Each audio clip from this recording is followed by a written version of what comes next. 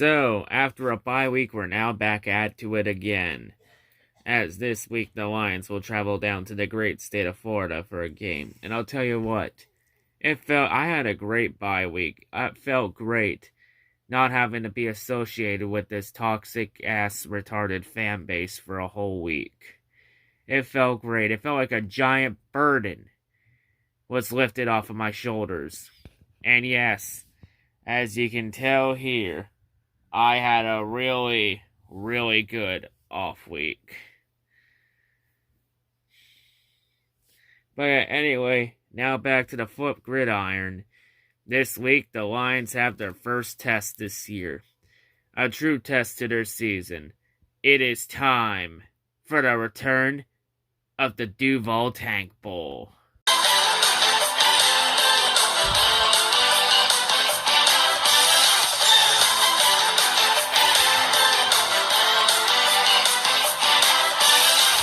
So with both teams having struggling starts to the year, it means they have been added to the Tank Bowl. So let's go over both teams. The Detroit Lions. Lions were expected to be potential playoff contenders this year. And so far, they've had a really rough start to the season. The Jacksonville Jaguars, a team that's on the rebuild, has had a really rough start to the year.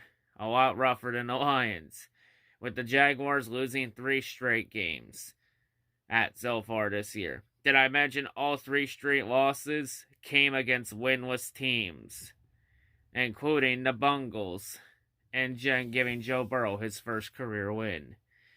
But this week, the Lions and Jaguars will do battle. Both teams have only 1 win each. In the end, somebody's got to win this game.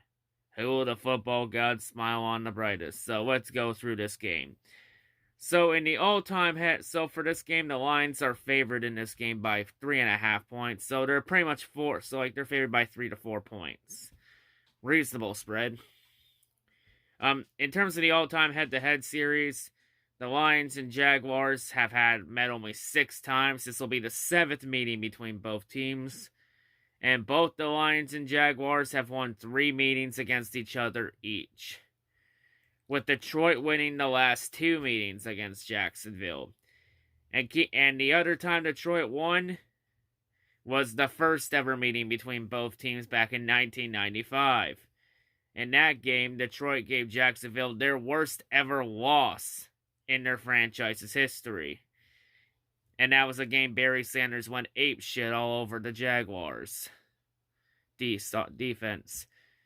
And yes, that 1995 game between the Lions and Jaguars, that game will be a little spoiler / teaser for Jack Off's Hate Week Part 2. So there's a little preview of what's to come in Part 2. So I'll go more in depth in that game. And yes, folks, I did try to upload that game to Pornhub. Pornhub denied it for obvious reasons. The main reason being that Pornhub doesn't allow filthy cat-on-cat rape videos. Damn, that was a damn shame. I could have made a fortune off it. Fuck. Would have got an assload of views, too.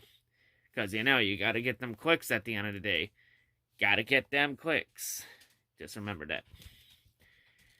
So overall, Detroit this year is 1-1 on the road. Jacksonville is 1-1 at home. So anyway, let's take a look at the key playmakers for the Jaguars. So for the Jaguars, their main QB, their main man to call in the shots is Gardner Minshew. So far this year, Gardner's had a pretty okay start to the year. He's had a pretty solid start, and I'll admit, I've been wrong about Gardner Minshew. I really thought he was going to really take a step back after he had a really solid season last year, replacing Big Dick Nick. So far he's not letting the sophomore slump get to him. So yeah, I'll give massive kudos to Gardner Minshew. Plus, you can't deny that mustache of his. That mustache that makes him look like a 1980s porn star. Come on, everyone knows he looks like a 1980s porn star with that mustache. But yeah. Anyway, continuing on, in terms of their running backs, their main running back now Raquel Armstead, he's actually going to be probably out for this game since he's on the COVID-19 reserve list. So yes, he somehow got the goddamn disease.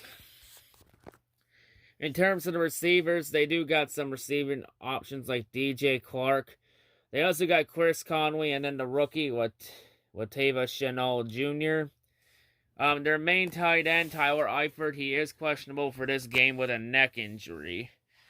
So yeah, now we get to the list of injuries coming in. On the defense for the Jaguars, their main defensive end, Josh Allen, is questionable for this game with a knee injury. But they have some other top playmakers on this D-line. They got Taven Bryan. They also got Kayvon Chason, who's coming in to replace Yannick Ngakoue, with Yannick being traded to the Vikings. And you know, Kayvon Chason has a lot of potential to be a top pass rusher in this league. So yeah, he's going to be an interesting, solid piece for the Jaguars defense in the coming years. And also, the other defensive tackle they'll have is Davon Hamilton, the other rookie out of Ohio State, that has a lot of potential too. In terms of the linebacking core, Miles Jack will be questionable for this game with an ankle injury. And the Jaguars will be without Leon Jacobs as he's on the IR with an ACL injury. So yeah, they'll be down a man in no linebacking core. Like, the only top key linebacker that hasn't been injured yet is Joe Chabot, their middle linebacker. So yeah, that'll be interesting here. In terms of the secondary, they do, for the corners, they got Trey Herndon, but their top corner, their rookie corner, C.J. Henderson, is questionable in this game with a shoulder injury. Damn. So that could really play a factor in the Okudah versus Henderson showdown. Since this showdown was going to be between the top two corners taken in the draft. The first two corners taken high in the draft. So this really could affect the showdown. Fuck. In terms of their safeties, they also got Ronnie Harrison and Jared Wilson. So yeah, overall, the head coach for the Jaguars, of course, is Doug Marrone. The offensive coordinator being Jay Gruden in his first year with the Jaguars. And then we got Todd Walsh as the defensive coordinator calling the shots for the defense. So far this year, the Jaguars' offense is ranked 18th. They are 16th in the pass game and 26th running the ball. So the Jaguars have had issues running the ball. Like, really the Jaguars' loss of Leonard Fournette has really affected them so far in the long run as expected.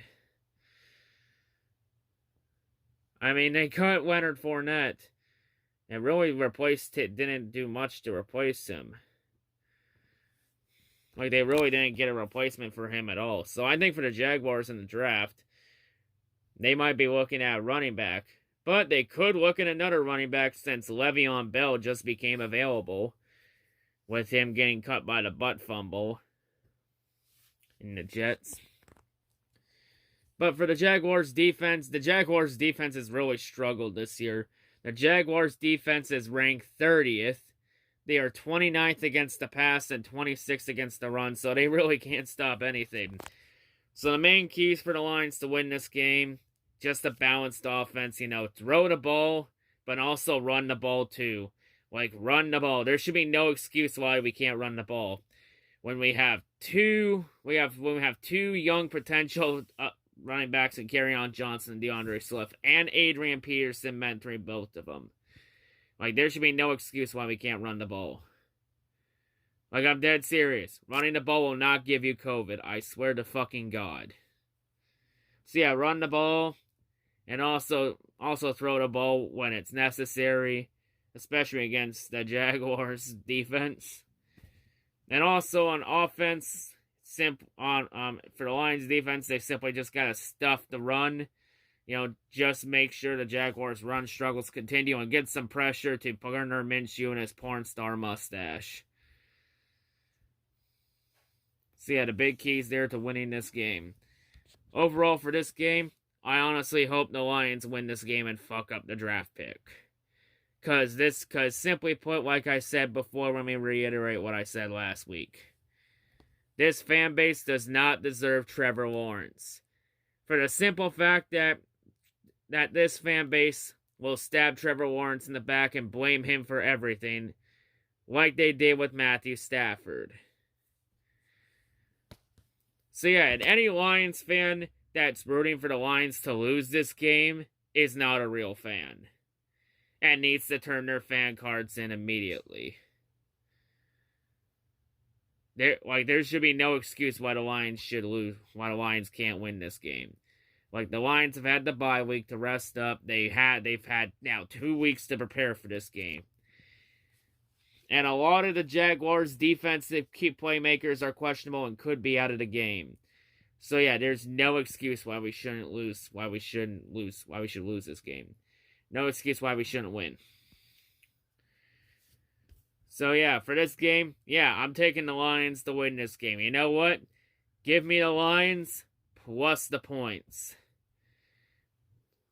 Alright, I mean the Lions want to get their season turned around.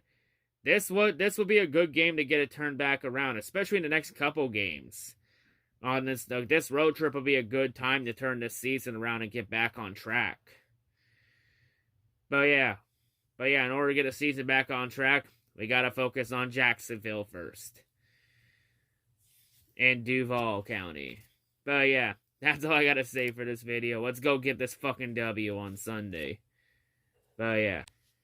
Actually, real quick before I go, I've been listening to a lot of people blame Stafford for this part so far for what's happened this year, but Deron Harmon has come up and come to the aid of Matt Patricia by saying that it's not Patricia's fault the Lions have struggled so far this year, and Deron Harmon saying that it is the players' fault that the Lions have struggled this year. You know what, Harmon? I'm gonna one-up you there. It's not your fault. It's everybody's fault. Everybody is to blame. Everyone is at fault for this struggle so far. Oh yeah, and I've seen Lions fans are trying their boycott thing again. And this time they want to go further with it by saying boycott all Ford products. And all Lions products. Oh look, another boycott. Where have we seen this before? So yes, this retarded ass fan base is trying this shit again. Like seriously. Did he not learn anything when this failed last year? You're gonna really try this again? Fuck me. Fuck me, we're now seeing a lot of real fandom shown. A lot of the people in this fan base are getting fucking exposed for the frauds that they are. And yes, anybody that supports this, you're not coming back in the fan base.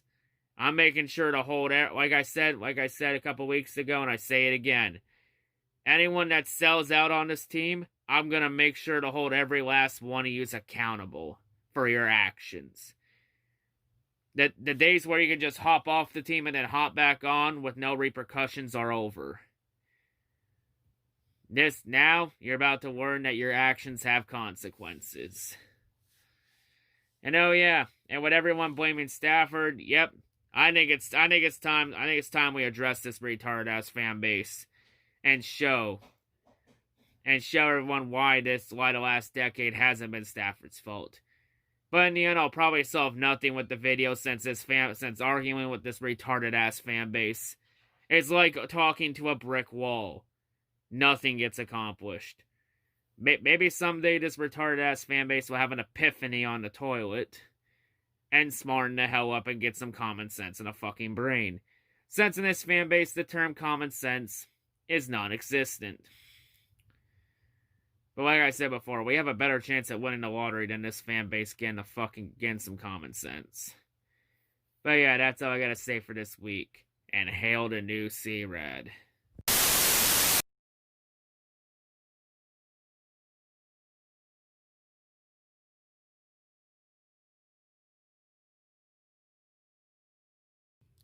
Oh crikey, look at this.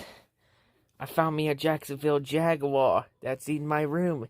He just snuck into me. I don't know why you here in the cold of Canada. You long ways from home, little Jaguar. You supposed to be in Florida, not in here up north. You long way from home, you in the wrong territory, fool. But yeah, look at the Jaguar. I just caught him, and I made him my bitch. Look how I just tame him, and he just takes it. He takes it like a good little boy. These little Jaguars now my property. Bibbidi bop, you're now my property. We ain't gonna call you that stupid ass name Jackson DeVille. From now on, little Jaguar, your name will be Bubba.